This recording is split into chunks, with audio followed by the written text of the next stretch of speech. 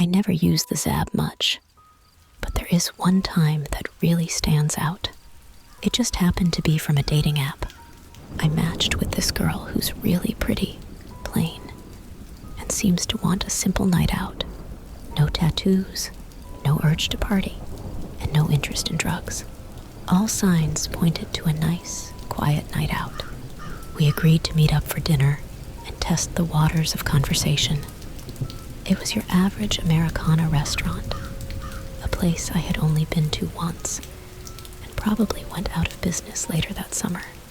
We took a booth in the back, and this girl slid in next to me without any hesitation. All right, kind of strange, but not the weirdest thing ever.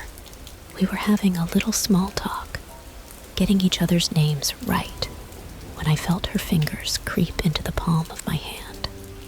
For some reason, I pretended not to notice, thinking she wouldn't be trying to hold my hand just 30 seconds after meeting me. As the waitress came back to take our drink order, her fingers slid between mine for the classic hand interlock. This was really happening. However, the weird part was yet to come. Throughout the entire meal, she never let go of my hand. "Can you squeeze harder?" she asked me. "What?" I replied, taken aback. "Come on, your hands are so big. Mine are so little. Can you squeeze them real hard?" She went on, and I obliged, thinking she was being cute. She giggled and swung my wrist back and forth as if we were on a walk or something. All in the middle of a packed restaurant. The waitress brought the meal back, and still, this girl never let go.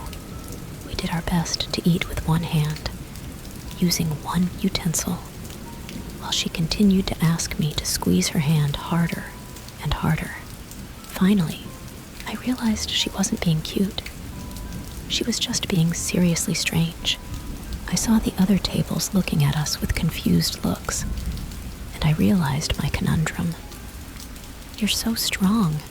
You could really hurt someone," she explained to me. "Squeeze until I say ow," she insisted. "Huh," was all I could say in response. "Squeeze harder. Squeeze until you hear my bones pop," she continued.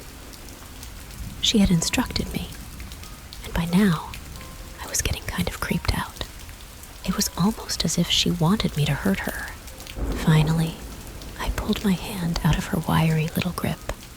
What had seemed like a sure, safe date turned out to be a total lunatic. I called for the tab while she pleaded for me not to go, insisting it was all just a joke. I didn't understand, but I paid the bill, walked out the front door, and never saw that lady again. I didn't even have to block her on the app because I deleted it immediately after. Sometimes, though, I can't help but wonder what she was looking for. More importantly, did she find it? I'm a very outgoing woman, but I'm larger than most men, so I have a hard time making connections. That being said, I was on every dating website and app for at least 5 years. It was the easiest way to stay current in the dating scene without constantly striking out. Dating people you only know through the web leads to some weird encounters. One of these encounters happened when I accepted a date invite. It came from one of the shortest men I've ever seen. Now, I have nothing against dating men who are shorter than me, but I get uncomfortable when they're too small because I'm 5'11" and overweight. This guy was 5'4" and maybe weighed 115 pounds. Despite the severe size gap, he seemed like a genuinely nice guy, had a lot in common with me, and even seemed to have his life together. Many guys and girls throughout online dating services don't have jobs, cars, a house, or any income. So when you meet someone who has all of those things, you definitely try to keep the conversation going. Well, we went to grab drinks at a bar, and initially he was nice, and we were having a good time. But eventually, He started making odd comments about my height and how strong I looked. I thought maybe he was just a little socially awkward, but it didn't seem malicious. However, he didn't stop. Every other word out of his mouth was a compliment regarding my size. It got more and more uncomfortable to the point I couldn't enjoy myself anymore. In a weird, backwards way, I understood what girls meant when they complained about being objectified. It's like you aren't a person at all. Toward the end of the date, he ended up telling me that he had a fetish around. Fetish with them physically. He said there was nothing else that satisfied him, and it had been this way for many years. I thought, okay, well, some people have their thing, and at least I could kind of see what he was attracted to me physically for. So I agreed to a second date.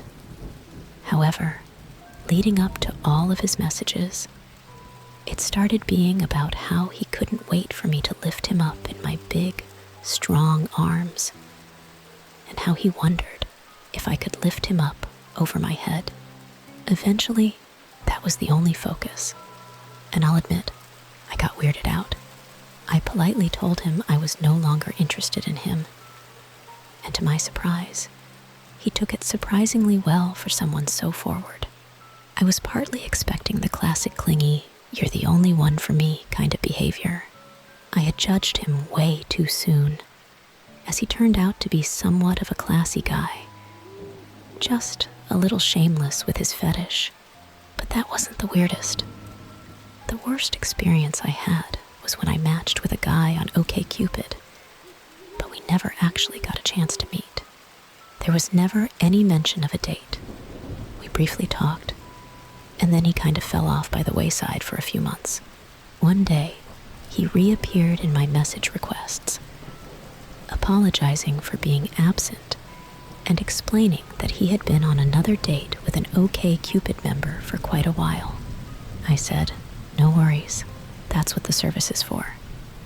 He explained further that he and the other girl had broken up, but were still talking from time to time. Okay, splendid. Where do I fall into all of this? Between the two of them, there was very little chemistry, but apparently the sex was really good. They wanted to know if I'd be interested in a threesome to help elevate their bedroom play. It was creepy, disparaging, and it got me off of dating services for quite some time. I did eventually have a happy ending, though. My long-term partner and I met on OkCupid, and I couldn't be happier. You just have to weed through the wrong ones and the weirdos until you find the right one to fit. I used to have a job that was adjacent to sex work. It was completely legal and made me a decent wage, allowing for a lot of free time. Was it safe? Not really. Was it fun? Probably too much. I was at a strange point in my life where danger equated excitement. Now, since I was always having this casual fun through my line of work, I used a lot of dating apps to fill some of my time. I had it in my head that work was work, and these were guys that paid my bills, not anyone I'd ever consider getting involved with. I thought I'd just find a casual boyfriend through an app, realizing that this person probably wouldn't be cool with my lifestyle, to put it plainly. Then I matched with the guy I was head over heels for, without going into too much detail.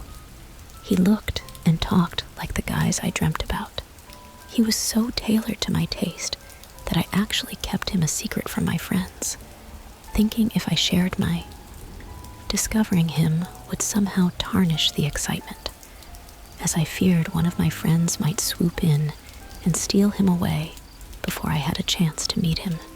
In hindsight, I realized it might have been too good to be true. A classic case of what I call love bombing.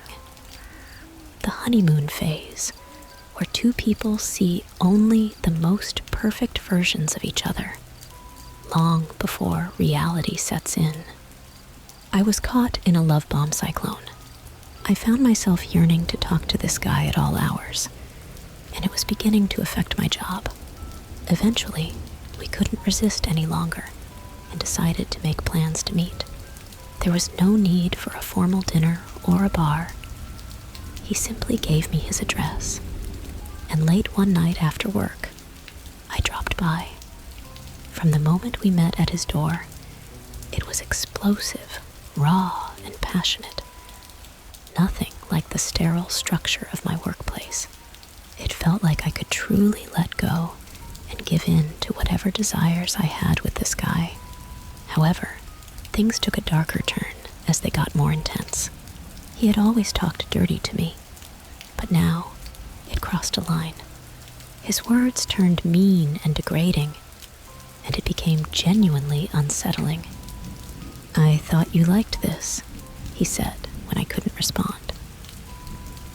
Then he started talking about where I worked and what I did while I was on the clock.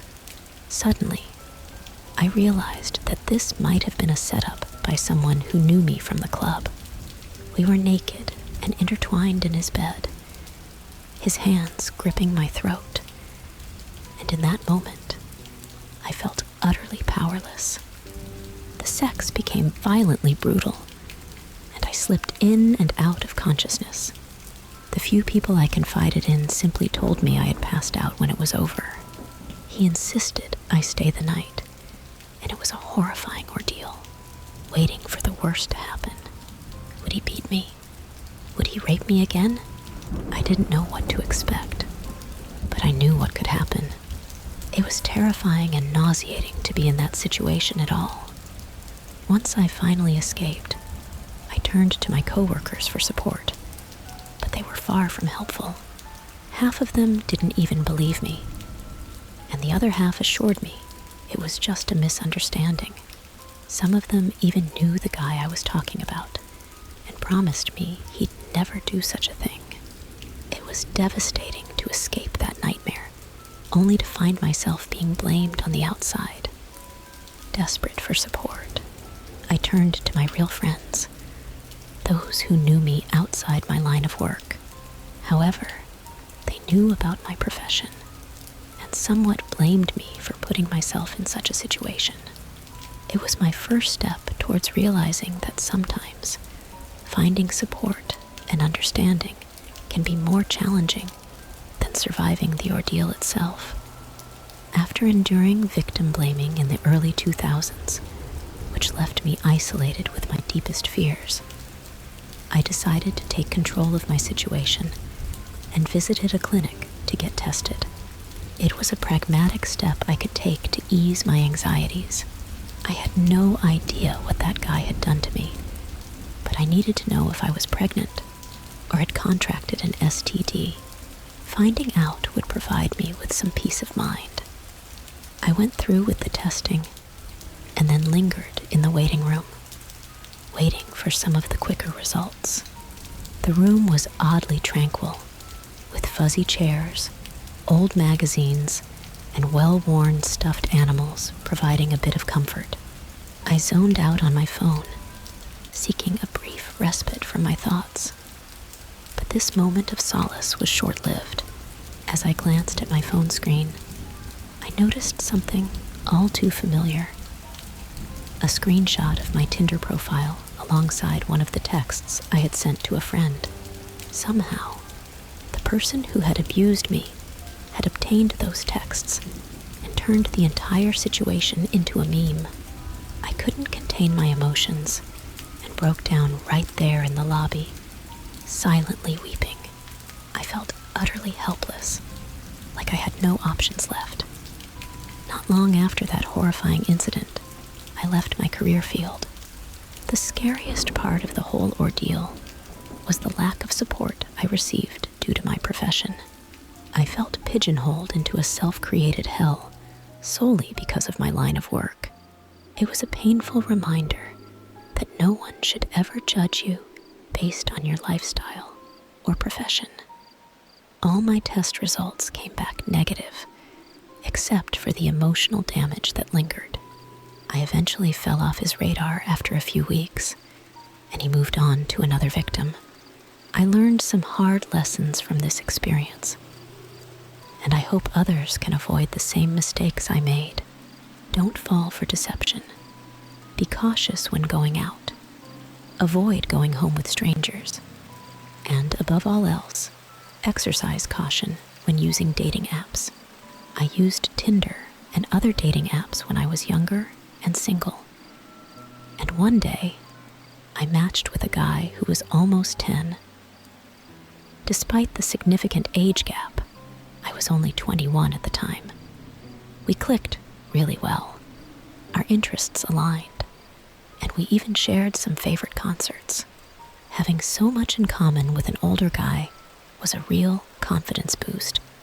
Within just a week of talking, he suggested that we waste no time in falling in love. He made it clear that he wanted to sweep me off my feet, and there was no sexual pressure or urgency whatsoever. It seemed like I had found a genuinely nice guy who wanted to be sweet on someone. Then he hinted at the idea of us moving in together.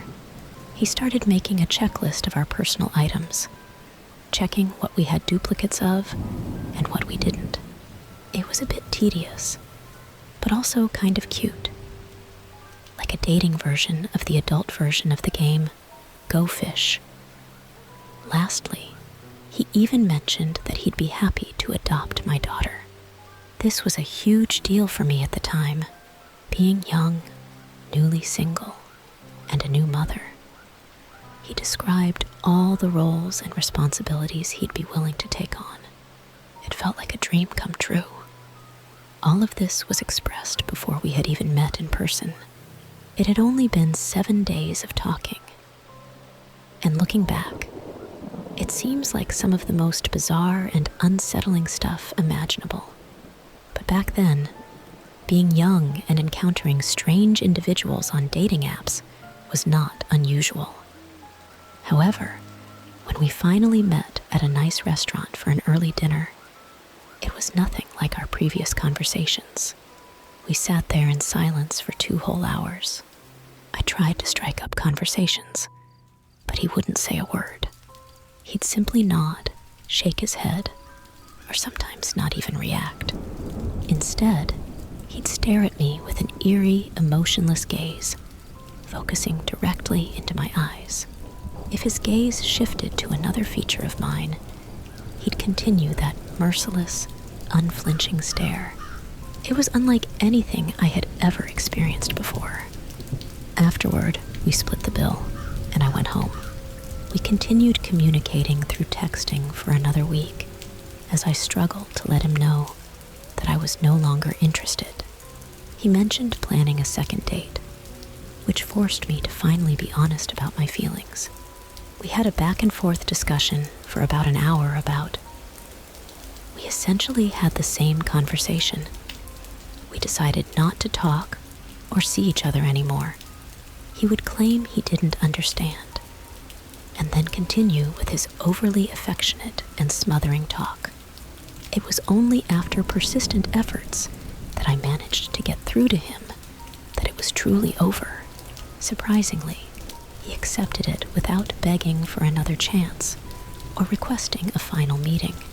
Strangely, I never heard from him again, but I couldn't forget that unnerving stare of his. People often talk about boring their eyes into someone, and that's exactly what it felt like.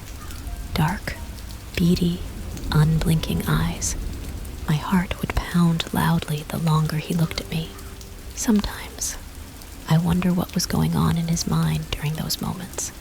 That expression on his face remains etched in my memory. This story takes place during a time when dating apps were still relatively new to the social scene. They were mostly used for casual dating, parties, and hookups. I decided to try out several of these apps, partly due to social pressure, curiosity, and because I'd seen my friends find success using them. It seemed like an innocent pastime for single and adventurous individuals. However, I had also heard the horror stories and urban legends about online dating, going all the way back to the Craigslist days. This created a slight paranoia for me. so I took precautions when dealing with anyone on these apps. I had a slight fear of men in general, so I used these apps as a protective buffer between myself and potentially harmful individuals. One day, I matched with a guy, and our conversation took off almost immediately. He looked handsome in all his photos, and it felt like we were really connecting.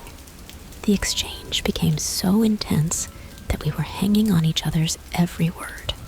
For someone like me, it felt like a genuinely passionate exchange, not sexual, but just two people excited to learn about each other. Then he asked for my phone number, which I agreed to. Texting was still somewhat new back then, so exchanging numbers solely for that purpose wasn't unusual. However, things started to get creepy when he asked for my Facebook and Tumblr accounts. I hadn't mentioned using these social media platforms, and it was unsettling how he seemed to know about them. While it may seem irrational, sharing my personal accounts was one of the precautions I took back then. I realized that he already had my number, but giving him access to my social media accounts would mean he could identify me, know more about my life, and potentially where I lived. It raised some red flags for me. As I had mentioned earlier, I told him I wasn't comfortable sharing that information, and he seemed okay with it, claiming he was a spy who already knew everything about me. At first, I laughed, thinking he was joking, but he brushed it off as if he were serious. Knots began to form in my stomach. This was getting uncomfortably weird and felt too close for comfort. I regretted giving him my number so easily.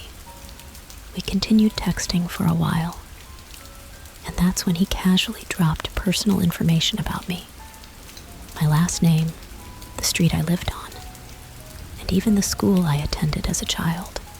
It sends shivers down my spine just thinking about how he knew all these random details. It's tempting to chalk it up to his spy persona, but realistically, the chances of that were zero. So how did he know? He went on about how relieved he was that I wasn't catfishing him, that I was an honest girl who wasn't playing games. I got defensive and started calling him a creep, to which his response was laughter, with all caps. Back then, texting and dating apps weren't as advanced as they are now, so you couldn't text bomb people, where you'd send the same text to someone's phone dozens or even hundreds of times. However, he did text bomb me with these odd Haas messages, which, although they may not sound like much, were deeply unsettling to receive. I was upset and scared, and all I got in return was laughter. Eventually, I stopped responding because it felt pointless. But he continued to blow up my phone for several more hours. After a week, I finally went to my service carrier's office and requested to have his number blocked. This seemed to work, as I never heard from him again. It was clear that he wasn't a secret spy or anything he had claimed to be. He was just a tech-savvy weirdo. The whole experience left me feeling isolated and demeaned. It taught me a valuable lesson about not casually handing out my phone number to people. This all happened years before dating apps became a thing. We relied on various websites to match with complete strangers. I was using Match.com, but I was cautious about it. The concept was still new, and I had concerns about potential dangers. I would log in once a week to feel like I was taking proactive steps to break out of my lonely single life without actually diving too deeply into the world of dating. I started talking to a guy who piqued my interest, but looking back, my interest was purely physical. I thought he looked like Jeremy Piven in one of his profile pictures, a celebrity I had been crushing on for a decade at that point. If he hadn't resembled Piven, I probably wouldn't have been. When we met up, I quickly realized things wouldn't go well. First of all, he looked nothing like my celebrity crush. In fact, he resembled a character from the Diary of a Wimpy Kid series. Skinny, with poofy, receding hair, and a timid demeanor, he had catfished me pretty hard, and he didn't seem interested in addressing it at all. His first tactic was to drown me in alcohol. We met at a restaurant and started with a round of cocktails. He insisted on shots multiple times, and we drank them so quickly that our first and second rounds practically arrived at the same time. There was no bread or starter food to absorb the alcohol, so my stomach was left to deal with all the booze. By the time our entrees hit the table, a pair of Manhattans appeared, which he insisted on. At this point, we'd had 6 or 7 drinks, far more than I was used to. I eventually insisted that I needed to go home, and he agreed almost too eagerly. Little did I know that this would turn out to be a colossal mistake. Never let people like this know where you live. It can come back to haunt you. He parked in front of my duplex, but kept the doors locked, assuming we'd have sex in the car before I stumbled my drunk self inside. I was so plastered and in such a state of disbelief that all I could do was laugh. We were going to drunkenly get it on in the street, like a couple of high schoolers. It suddenly dawned on me that this guy was genuinely a loser. The whole evening, from start to finish, had been a ruse to get laid. You have to remember that this was in the early days of Match.com, and I was one of many women looking for love on the internet. I admit my initial interest in this guy stemmed from what I perceived as his good looks. However, using a dating service just to score a hookup was mind-boggling to me. It seemed like a bizarre way to go about it, involving tons of extra work. He didn't seem to get it, and I had to be blunt. I refused to sleep with him in the back seat, making it clear that it was a definite no. When he asked if I was sorry, all I could muster was a flat, "No, you aren't." "Let's just do it," he said, the pressure building. But I continued to deny him, and his face grew darker and darker until he finally gave in, muttering, "Fine, Pia." I couldn't help but ask what he meant, and he continued to berate me relentlessly. He picked apart every flaw in my features, not just examining them, but blowing them out of proportion. He made me feel like the ugliest woman he'd ever seen. But it didn't stop at physical criticism. Nothing was safe. Everything I had shared about myself on my profile, and during dinner, became ammunition against me. To say he hurt my feelings would be an understatement. He brought me to tears, and he seemed happy to do it, and it was just the beginning. The next morning, I woke up to find flowers on my back porch, accompanied by an apology note signed by you-know-who.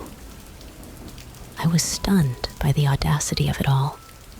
To take me out, attack me in the driveway, and then leave a present as if we had some sort of history together. I felt numb at the thought of him lurking around the outside of my house, peering in through the windows, and waiting for me to wake up. This unsettling pattern continued for 2 long months. I'd wake up at least once a week to discover a pile of apology gifts outside my back door. I confided in a few close friends and family members, and they all told me the same thing. Contact the police immediately. They advised me not to wait or reach out to this strange individual, but simply to file a police report and prioritize my safety. The issue was that I was so humiliated by being catfished that I couldn't bring myself to do it. Going to the authorities would mean explaining how I got entangled with this almost blackout drunk stranger in the passenger seat of his wannabe sports car. So I got creative. I retrieved my old Polaroid camera from the closet shelf and placed my .380 North American Guardian pistol from my bedside table on my pillow. I centered the eyepiece and snapped a photo to send to my stalker friend. On the bottom place card, I wrote, "I'll use this next time you come by." I slipped the Polaroid into an envelope and left it on the back porch. It took a couple of days, but sure enough, one morning, it was gone, and he never returned after that. Years later, I unexpectedly ran into that guy again at a restaurant not far from where he had taken me. He was alone, balding, and generally looked like a mess. I was with my new husband, who had heard several stories about this guy. My husband stared him down until he paid his tab and left the bar altogether. This all took place in the late 1990s, not long after I graduated high school. To provide a bit of context, I had met this guy when I was around 14 or 15, and he was older than me. Though he often lied about his age, we had an on and off summer fling for a few years, but it was never really serious. When I was a senior in high school, we reconnected during the winter, and one night, he asked me to be his. After my 18th birthday, we decided to move in together. I was still in high school and had an after-school job, so I thought I could handle it. I believed that this would be a helpful step towards building a life together. However, I was wrong. I graduated from high school and managed to secure 2 jobs, while he kept quitting any job he got. Additionally, I was preparing to attend a local college. I was determined to juggle all these responsibilities. Unfortunately, after about a year of living this way and enduring some intensely volatile fights that escalated into physical violence, I became emotionally numb to the life I was leading. When I say physical, it's important to note that he was physically abusive. Between the physical and mental abuse and torture, he wore me down. Deep down, I knew I deserved better. I knew he was lying every time he promised he would never hurt me again. I also believed him when he threatened to kill me and showed no remorse. I won't go into detail about every instance of abuse, but there was one terrifying incident that stands out. I was at home with our baby boy while he was out with friends or doing whatever he pleased. It was a relatively peaceful evening, and I enjoyed the time alone with my baby, away from him. I'll refer to him as A. Later that night, A returned home with a friend I knew, but not very well. They entered the house, and initially, everything seemed fine. However, I noticed A's tone towards me was sarcastic and insincere, a tone that typically signaled he wanted to start an argument. I knew that when he used fake niceness and sarcasm, it often preceded a fight. I braced myself for a confrontation, thinking that having his friend there might provide some level of safety. Unfortunately, I couldn't have been more wrong. I made sure not to do anything that might anger him. I stayed close to my little boy and allowed A and his friend to hang out, talk, and drink. I couldn't pinpoint the exact trigger that evening, but suddenly, A snapped. It was the most horrifying and violent outburst I had ever witnessed from him. He wanted to fight me and screamed in my face that he would beat me like a man, all while I was holding our baby. His friend either followed him or stayed close, not intervening. I tried to run, but he blocked my path before I could escape. As I struggled to get away, he threatened to kill me. I saw his friend standing there, panic-stricken, and I handed my baby to him, pleading, Please don't let anything happen to him. The moment my baby was in his friend's arms, I felt my hair being violently yanked, and he began kicking and hitting me. I managed to break free long enough to reach the living room where our landline phone was. I dialed 911, and just as I was about to press the third digit, he grabbed me, slammed me onto the ground, and used the phone to strike me in the face. I thought the 911 call hadn't gone through. He hit me so hard and choked me so relentlessly that I started blacking out and seeing stars, my head spinning wildly. I glanced at his friend and begged him to go get help, but he remained frozen in fear. I threatened his friend, telling him that if he left, he would kill him. In that moment, I realized that his friend was just as scared and didn't know what to do. I wasn't angry with him for not intervening. I was simply grateful that he was protecting my baby. I knew this was it. He was going to kill me, just as he had often threatened, and he would feel no remorse. I wasn't going to make it easy for him. I fought back harder than I ever had before.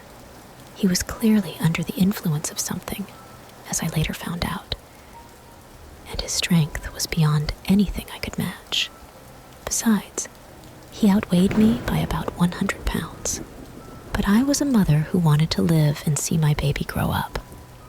As he loomed over me, hitting me in the head and choking me, I desperately grabbed his genitals, twisted and pulled, hoping to disable him. To my shock, it didn't faze him. He was so high. I was tasting blood and feeling numb. He was beating me so severely that I no longer felt pain, perhaps due to the adrenaline in that terrifying moment. Then suddenly, the blows stopped. I no longer felt my head being bashed in. Strangely, I heard pounding, and he got off me. For a fleeting moment, I wasn't sure what was happening. I wasn't even certain if I was still alive at that point. Finally, I managed to stand up, and he warned me to be quiet. The pounding was the police knocking on our door. The 911 call had indeed gone through. I've made further adjustments to the text to improve readability. When the police knocked on the door, he answered and tried to spin some story about the baby crying. I stepped into the view of the officer, who looked at me and immediately pushed me against the outside of our home. Everything seemed to happen in a blur. He was being arrested, and an officer was talking to me and taking my statement. One of the officers told me that I had one of the worst injuries he had ever seen on a person who was still alive. He had hurt me so severely that he had created a hole in my lip, making it impossible to even take a drink without the liquid seeping through. He called me from jail, and his exact words were, "Why did you do this?" He showed no remorse.